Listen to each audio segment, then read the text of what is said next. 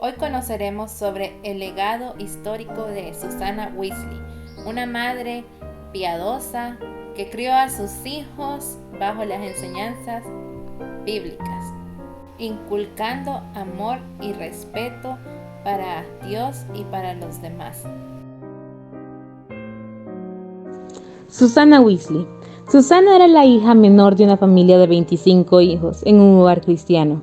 Su padre los reunía todos los días y les preguntaba sobre su fe en Dios y en Cristo. Él se acercaba a Susanna sonriendo y como era la más pequeña, le preguntaba: ¿quién te hizo? Ella muy fácilmente le respondía: Dios me hizo. Después continuaba con el siguiente de sus hijos y le preguntaba: ¿para qué te hizo Dios? Y él le respondía: para adorarle. Y así continuaba hasta preguntar a sus 25 hijos. Susanna se metía debajo de la mesa, se escondía detrás del mantel y escuchaba a su padre hablar con los hombres acerca de las cosas de Dios. 8 años después, cuando Susanna era ya una joven, decidió hablar con su padre y le dijo: yo entiendo las razones por las cuales no te unes a la Iglesia de Inglaterra, cuando el Parlamento ha dicho que todos los ministros deben hacerlo. Sé que por eso no te permiten predicar en público, pero yo realmente creo que deberías permanecer unido a la Iglesia de Inglaterra. El doctor Ainsley, su padre, la miró y se dijo a sí mismo: yo me he ganado esto, porque te he enseñado a usar el cerebro y a pensar por ti misma. Susanna le dio razones claras para unirse a la Iglesia de Inglaterra, y él así lo hizo. Dios llevó a Susanna junto con su esposo Samuel Wesley a la Iglesia de Inglaterra cuando ella tenía 19 años.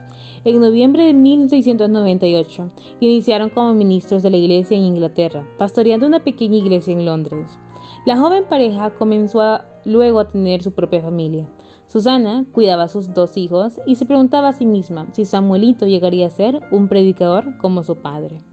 Un día las lágrimas rodaron por la cara de Susanna cuando se dio cuenta de que se iban a ir como pastores a un pueblo pequeño en la provincia de Inglaterra, lejos de su familia.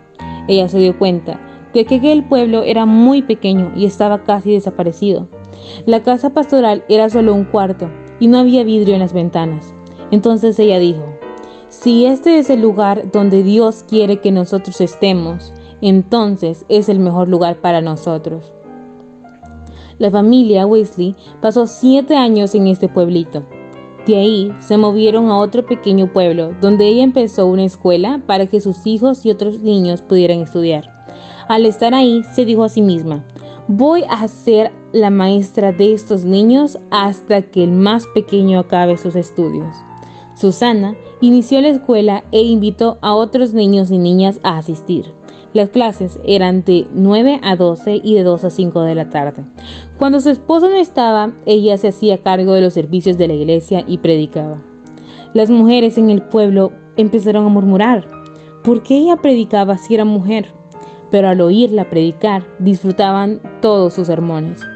Susanna les decía a los niños en su escuela: usen su cerebro, piensen por sí mismos, pero lo más importante que deben hacer es pensar a dónde van a ir cuando ustedes mueran.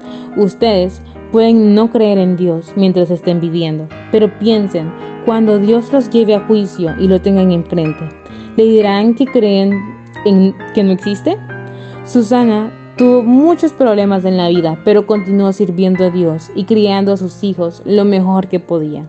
En una ocasión, su casa se quemó y perdió todo. Apenas pudo rescatar a su hijo más pequeño, Juanito.